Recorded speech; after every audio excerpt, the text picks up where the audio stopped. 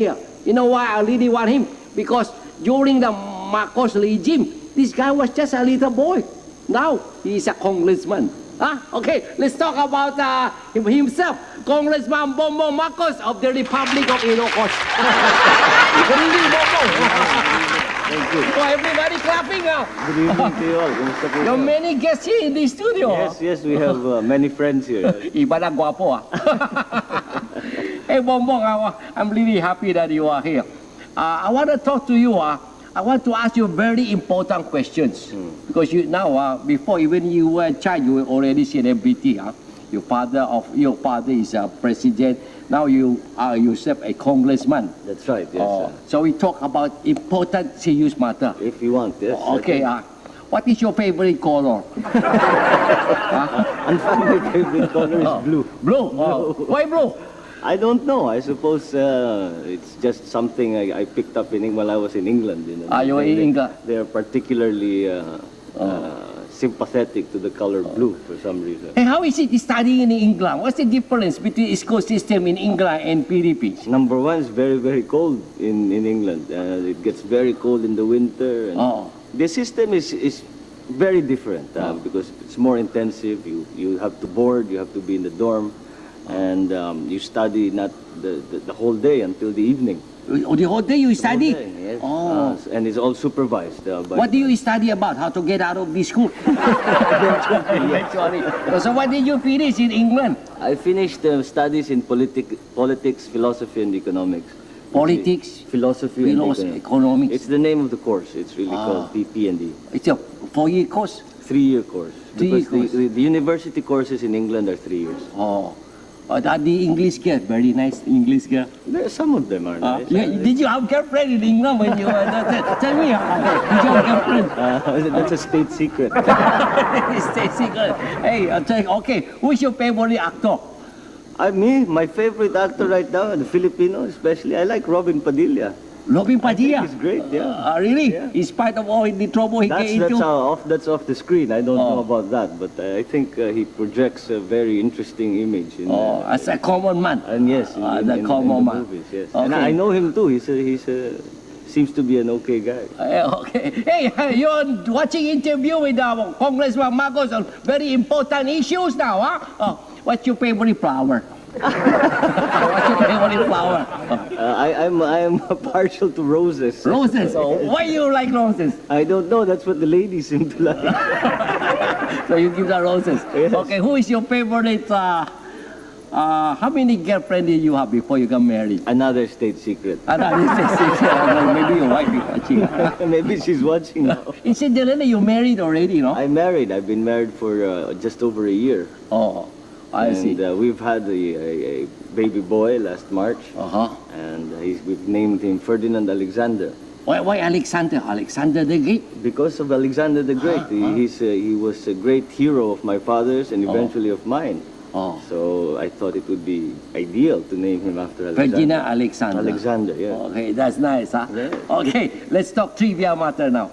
This too much of the serious matter. Let's talk trivia matter. What are you doing for your province, Ilocos, as congressman? I don't think that's so trivial. That's probably the most important thing. Really? That's important? That's important. Okay, let's talk about important. What are you doing for Ilocos? Well, what we are trying to do is Ilocos is still based in agricultural development. That's our economy. And we have to move it more towards light industry, like food processing and things like that. And secondly, I am looking very hard at alternatives to tobacco. Because the tobacco market in the world is very, very crowded, especially the Chinese have come in, the People's Republic have come into the world market very strongly and they raise tobacco also in China? China is the largest producer and consumer of tobacco. Of tobacco? Then now they've entered the market, the price is very low, and I think the health consciousness is also going to be a effect on tobacco. This jive on cigarette smoking, maybe it will, I don't know if it will, but maybe it will affect our sales. So we have to find alternative livelihoods, alternative crops, alternative agricultural products so that we can we can prepare ourselves for what might be a declining world market. This tobacco industry in Ilocos, how much percent is this contributing to income of Ilocos? The tobacco industry is probably the single largest industry. In the, So maybe 80% of income of Ilocos? I don't think quite. We also grow garlic. We also grow onions. So we have and now we started growing tomatoes. So. But still, the large majority, more than half, comes from tobacco. From tobacco. You should grow onion more. Yes, we should try but you see the profitability of tobacco is really very much higher than It's higher. It's much higher than the other products. What probably will like onion. Because Yes, I think they say even in the people who belong to the striking strike, in onion there is strength. That's why you have onion. Very good for the health. I'll keep that in mind. In onion there is strength. Okay, next thing. You look like, I don't know how you look like your father or your mother. When I was younger, everybody said that I look like my mother. You look like your mother. But now more and more people say I remind them of my father. So I really don't know. I think maybe my physical face looks a little like my mother, but my mannerisms might be a little bit more like my father. Yeah. Is the saying true to you? Kung in Tagalog they say, kung ano ang puno, siya ang bunga. Oh yes, I believe so. You believe so? I believe so because the English have a saying that has the same thrust that the fruit does not fall far from the tree, and I think The fruit does not fall far from the tree. yes. So That's very nice. Yes, it's a similar sentiment, and I think it is so. So what of your father are you? What things of your father did you get? And what of your mother did you get? I don't know. I think what from my father I got the love of books and study. I think is what I got from my father. He taught me very much that it's important to always be learning, to be always trying to improve your mind, and also to be. He would also always talk about the perfect mind in a perfect body was the idea. Perfect mind.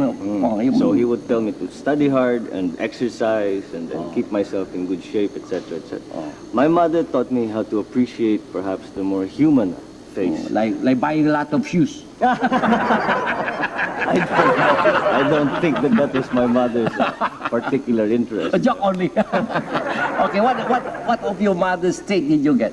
As I said, I think she taught me to appreciate the more human side of the human experience, and it's always she can always find a good thing and a nice thing to say or to see in someone, and that is a quality that I hope to emulate. Hey, Bongbong, this is maybe theoretical only. You're now congressman of Ilocos, no? Ilocos, because you are Marcos. Okay.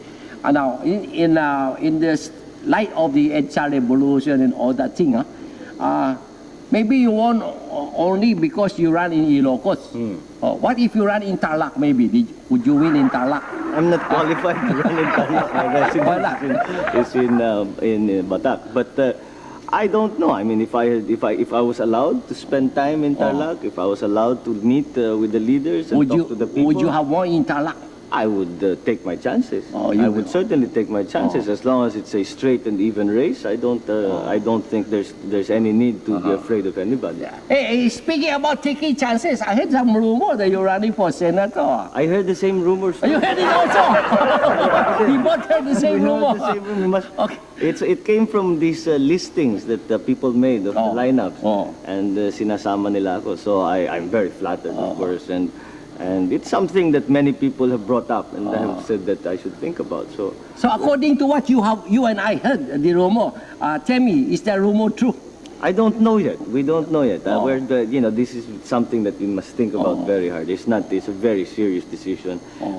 Being a senator is a very serious undertaking, and the campaign towards that is also very. What's like that mean? They mean like that. What's that mean? Commercial break daw. You do like that, Momo?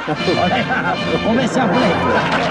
Okay, Mr. Congressman, commercial break. Ladies and gentlemen, during commercial break, the makeup come here and they touch Congressman Tay, they touch my face. Maybe that's why very afraid of being seen because pangit siya. Congressman Marcos, you don't mind if I ask you how old you are? I am now 36. 36. 36. And you have children already? I have a son. We named him Ferdinand yeah, okay. Alexander. Yeah. Now, you have a son, huh? And your son will grow up to be a citizen of the Philippines. Definitely. Okay. Now, I don't think the Philippines is a very good society now.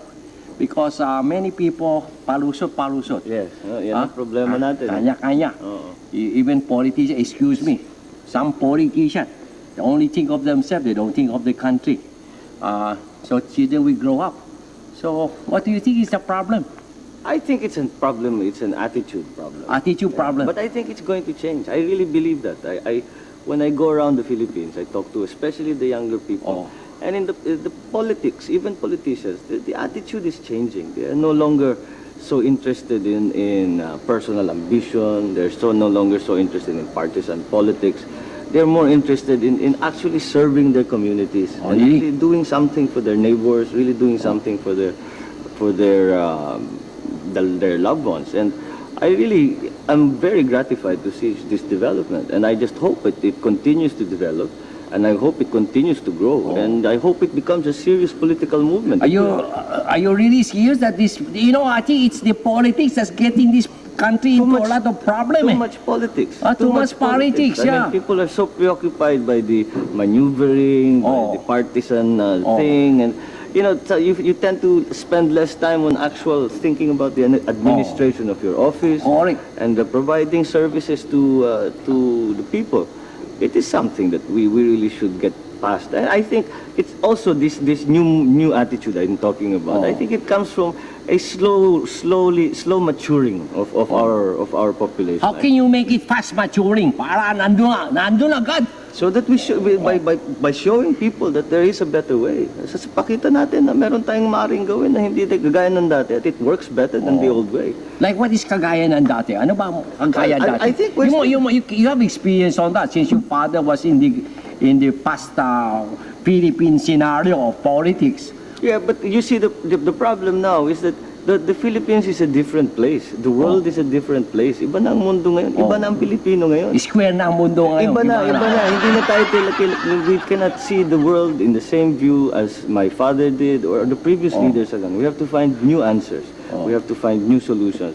We cannot insist on the old solutions because as we can see, it's not, wala nangyari. Hindi talagang hindi umuubra. At least kung noon umuubra, ngayon hindi na pwede. So we have to think of something new.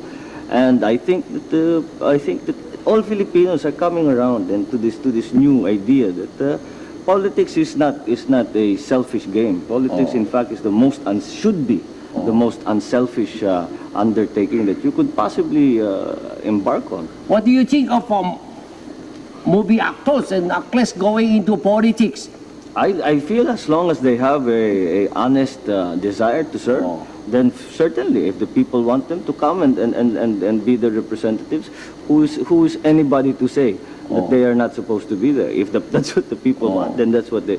But we should also recognize that there are other people, public servants, who are not so prominent, who are doing a very, very hard job and are doing it very, very well with very little reward. And their experience and their skill and expertise should also be rewarded. According to our writer, Noel Bamaceda and Toots Avellana, Philippine society is only PBA. That's the pastime of Filipino, PBA. Politica, basketball, artista. So that you can interchange one another. Politicians want to be artista. Some of them are appearing in movie. Artista want to be politician. Same with basketball player. I think maybe the artista coming into politics is perhaps a little understandable because it's a human sentiment. But the politicians wanting to become actors, I would never. Hindi ako marunong umarte. Hindi ba pareho ng puhunan yan? Puhunan artista, puhunan politiko, tao bayan. Yun at totoo yan. There is maraming similarity yan. But pag sa dating na sa trabaho, Halimbawa, pag nakatapat yung camera sa akin, hindi ko alam kung anong gagawin ko. And in like manner, siguro, pag kailangan matuto din sila na paano magpapatakbo ng opisina. Like the last Manila Film Fest. Naku! Di ba? Oo, malaking gulo yun. Malaki gulo. Kasi siguro yung artista training na to be politician. Nandadaya na sila. Ayos na. Counting wrong vote. Masama yatang training yan. Okay, hey, it's been very nice to talk to you, Bongbong. Thing I get from you from this interview is value should change.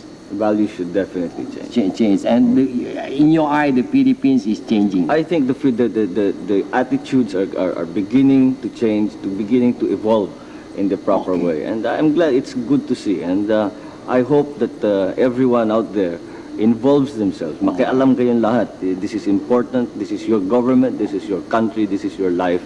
Please involve yourselves. We need all the help we can get in government. Hey, just one last question. Yes, This speaker de Venecia, he speaks like your father, even the gesture.